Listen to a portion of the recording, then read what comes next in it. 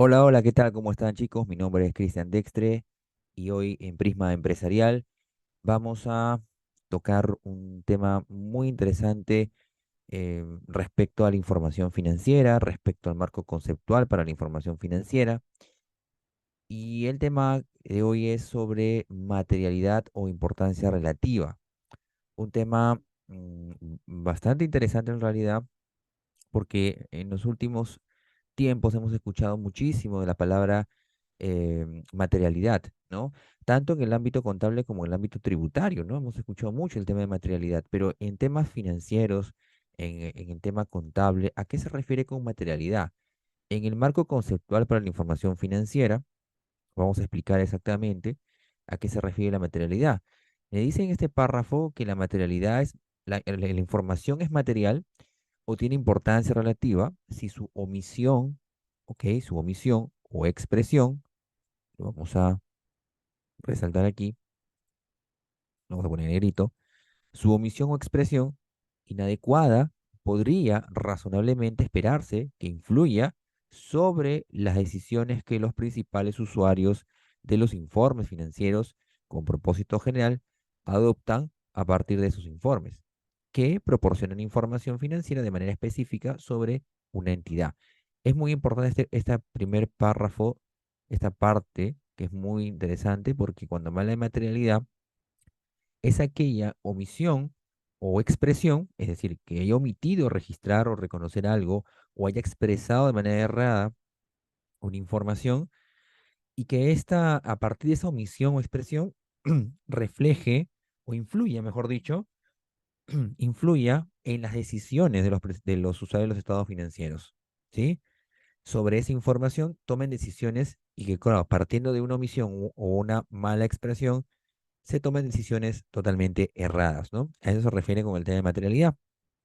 Y me dice también que, en otras palabras, materialidad, o con importancia relativa, es un aspecto de la relevancia específica de una entidad, basado en la naturaleza o magnitud, ¿no? Es decir, dependiendo de la información que estamos, que genera una omisión o una mala expresión, o ambas de las partidas a las que se refiere la información en el contexto del informe financiero de una entidad individual.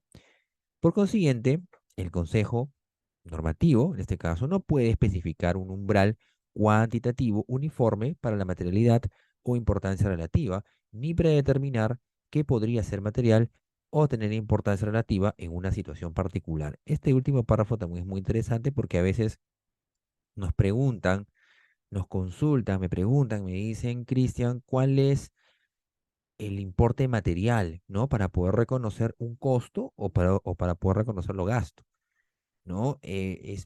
Muy difícil poder responderte eso porque no existe un umbral específico o cuantitativo que te diga, ¿sabes qué? A partir de 1.000 soles, reconócelo como gasto o a partir de 1.000 soles, reconócelo como costo, ¿no? O simplemente, si pasas este umbral, debes reconocerlo como ingreso. No hay, digámosle, un monto específico, porque va a depender mucho del criterio profesional para determinar qué es material y qué genera importancia relativa, ¿no?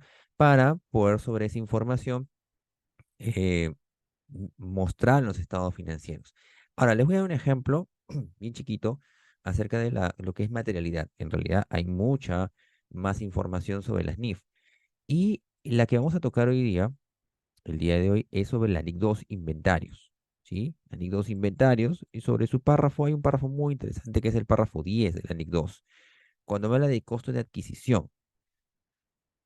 Cuando me habla de costo de adquisición en el párrafo 10 de la NIC 2 me dice, el costo de adquisición de un inventario va a comprender el precio de la compra, ¿sí? Precio de la compra, los aranceles de importación, en el caso que yo importe algún bien, ¿verdad? Y otros impuestos, ¿no? ¿Ok? Que no sean recuperables, digámosle así, ¿no? Otros impuestos que no sean recuperables. Esto está clarísimo, ¿no? Muy bien. Pero adicionalmente también te dice transporte, manejo, ¿sí? Y otros costos directamente atribuibles. Esta parte también lo voy a mostrar aquí. Otros costos directamente atribuibles a la adquisición de la mercadería, materiales o servicios, ¿no? Ok, esta partecita es muy interesante porque cuando me habla de costo de adquisición del ANIC 2, en el párrafo 10 me dice sobre precio de compra, aranceles de importación y otros costos directamente atribuibles. ¿A qué se refieren otros costos? Que son directamente, en este caso, influyan en la adquisición del bien, que pueden ser varios elementos, eh, varias transacciones que podrían originar estos otros costos. Vamos a poner un ejemplo, que una empresa adquiere una mercadería, ¿no? Entonces el costo de la mercadería, vamos a ponerlo aquí, por aquí un momento, por favor, vamos a ponerlo por aquí,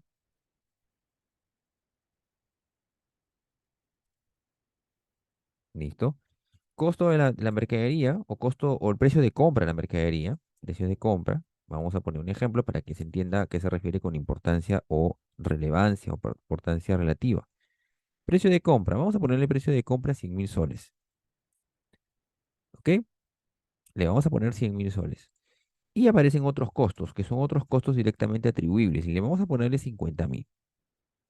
Bien, según el párrafo 10 del ANIC 2, me dice que los otros costos que son directamente atribuibles deberían formar parte del costo de adquisición de la mercadería. Entonces, por lo tanto, el costo de la mercadería, ¿sí? El costo de la mercadería debería ser los 150.000 soles, ¿correcto? Y sobre esa información, pues, se, eh, digamos, se registra en los libros y se presenta y se informa en los estados financieros. Imagínate que esta mercadería, en un año específico, se venda, ¿no? Venta de la mercadería. ¿A cuánto lo vendemos? Vamos a ponerle que lo vamos a vender, en este caso, en 200.000 soles, ¿sí? 200.000 soles, ¿de acuerdo? Vende la mercadería, ¿sí? Vende todo ese lote de mercadería y lo vende en 200.000 soles. Vamos a poner el escenario uno y el escenario 2. ¿A qué se refiere con el escenario 1 y el escenario 2? Escenario uno, en las cuales aplico la NIC 2, que me dice el párrafo 10, ¿sí? El párrafo 10 me dice, el párrafo 10 me dice que el costo de la adquisición, ¿verdad? Incluye el precio de compra, los aranceles y los otros costos directamente atribuibles al bien. Entonces, vamos a poner el escenario uno en las cuales vendemos la mercadería y lo vamos a vender en este caso en 200.000 soles, ¿sí? Escenario uno y escenario 2. Los dos escenarios son los mismos, ¿ah? Venta 200.000, ¿sí? Ok, de los cuales, de estos 200.000 que estamos vendiendo solamente el 50%, ¿ok? Vendemos solamente el 50% de la mercadería en 200.000. Si aplicamos el escenario uno, en este caso, aplicando, vamos a poner, aplica la NIC 2, ¿sí? En ese caso, el costo de la venta, ¿cuál sería? Si estamos aplicando el 50%, solamente, que es decir, el 50% vendemos la mercadería, estaremos aplicando que el costo de venta sería el 50% de los 150.000, ¿no? Por lo tanto, el costo de venta sería 75.000, ¿correcto? Muy bien. Este sería en este caso mi margen bruto o utilidad bruta, ¿sí? Listo. Ahora, con el escenario 2, en las cuales no aplico NIC 2. ¿Qué quiere decir no aplico NIC 2? Quiere decir que simplemente hago caso omiso de que este otro costo o interpreto mal o expreso mal, ¿sí? Lo que te dice aquí, o una mala expresión, ¿sí? O alguna omisión, en las cuales expreso de que estos otros costos que aparecen en 50.000, para mi criterio, o la mala expresión que yo digo, no forma parte del costo y debería ser gasto, ¿sí?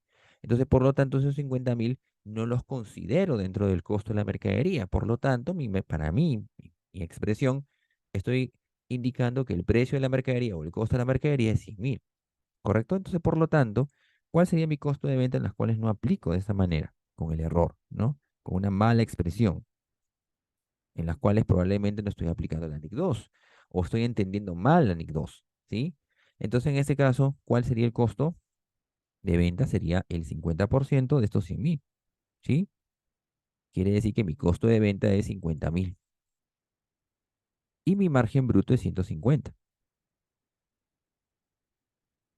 Ahí está, 150.000. ¿Ok? Y para hacerlo más interesante, aplicamos en este caso los 50.000 como gasto en el estado de estado de resultados, ¿no? Y lo aplicamos como gasto, ¿sí? Acá, imagina que no, acá no hay gasto, vamos a poner aquí, ¿no? Gasto cero, ¿sí? Es el mismo escenario, partimos del mismo escenario. Por lo tanto, ¿cuál es el margen aquí? ¿Cuál es la utilidad antes de impuestos? Utilidad antes de impuestos. ¿Cuánto es? 100.000, ¿cierto? En las cuales estamos aplicando el gasto total 50.000 aquí con el error. ¿Y qué pasa con aplicando la NIC 2 de manera correcta o expresando de manera correcta? ¿Cuál es mi margen? 125, ¿sí? Entonces, si tomamos en cuenta cuál es el margen de la utilidad sobre la venta, tenemos en este caso un margen de 62.5, aplicando de manera correcta, expresando bien. ¿Y qué es lo que sucede cuando aplico mal? Mi margen disminuye sobre un 50%. Esta, esta información podría influir en las decisiones de los usuarios de estados financieros. Sí. Si vemos que esta mala expresión vaya a influir en la toma de decisiones, que puede ser muy relevante, entonces estamos frente a un error material o a un error de expresión. Por lo tanto, tenemos que corregir los errores. De ahí ya tenemos que entrar a otro escenario que es aplicando la NIC 8.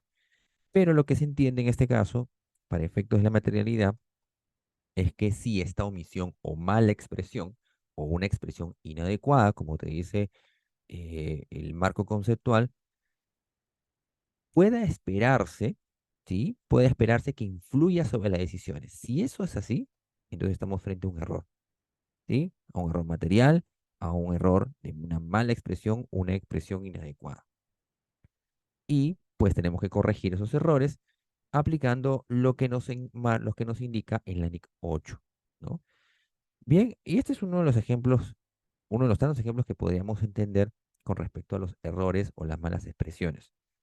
¿De acuerdo? Y entonces, espero que esta información sobre el error o materialidad le sirva como punto de partida para entender justamente lo que se refiere con omisiones o malas expresiones o expresiones inadecuadas de la información, que éstas pueden influir de manera razonable en las decisiones de los usuarios de los estados financieros. ¿Y quiénes son los usuarios? Pues los gerentes, los inversionistas, los dueños de negocios, los bancos, etcétera.